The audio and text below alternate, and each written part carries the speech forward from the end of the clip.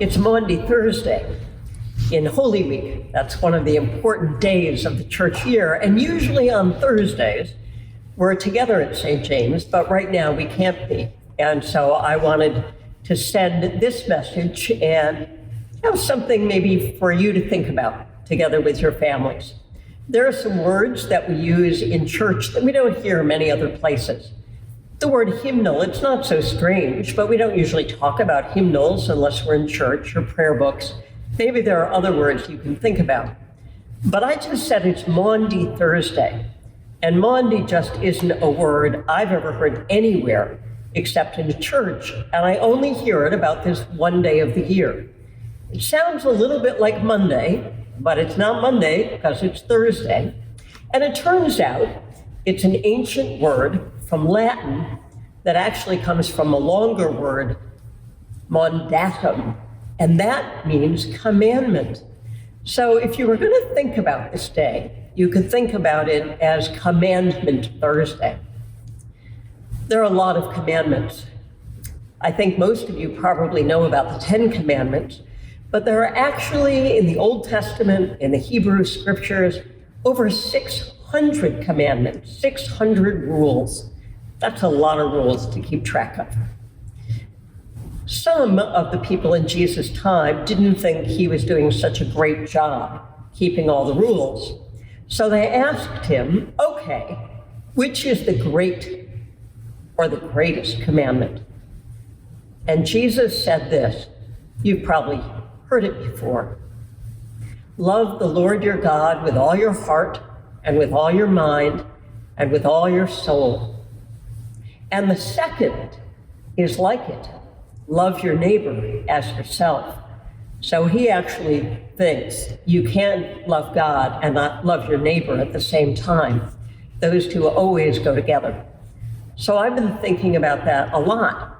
And I know that if it were a Thursday or a Sunday morning with the children's Eucharist, I would probably ask you, okay, how do you let someone know that you love them? And I know you have answers for that.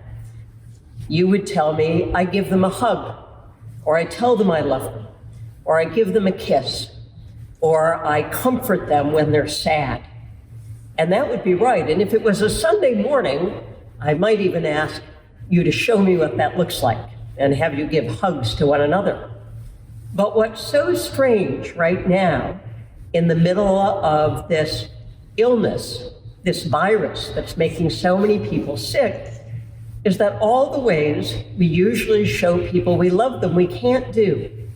You can probably do it at home with your family, with parents, with brothers or sisters, but you might not even be able right now to go see a grandparent or a good friend and be able to hug them. And that seems very, very strange because we know how we show love, and it usually involves being up close. But part of what I love about you all, and actually part of what I love about all children, is you all are really creative. So one of the things I've been seeing lately, including from some of you, are messages written in chalk on the sidewalks. Some of them are outside the windows of friends to say, hi, I'm here, I'm thinking of you, and then you have your name. Some of them are written for all the people who are working so hard in the hospitals and taking care of people who are sick, and you're writing little love messages to them. That seems pretty great. But what I realized is that right now, though this is a hard time in New York City, it's also a precious time because people are staying away from each other, and people are wearing masks, and people are wearing gloves.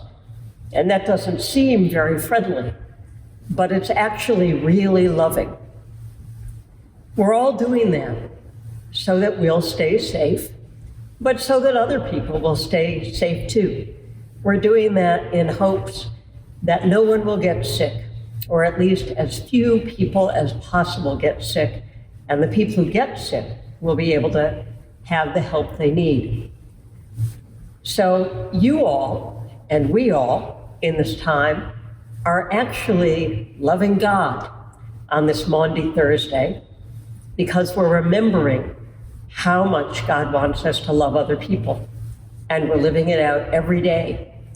So I'm really proud of you, and hope that when you think about this week and when you think about how frustrating it is to be inside more than you want to be, to not be able to see your friends, to have to do school online if you're in school, I hope you'll remember that what you're doing is really loving and that you are fulfilling the commandment just like Jesus asked us. Love God with all your heart and all your mind and all your soul, and love your neighbor as yourself, because this is Commandment Thursday, and that's the greatest commandment. God bless.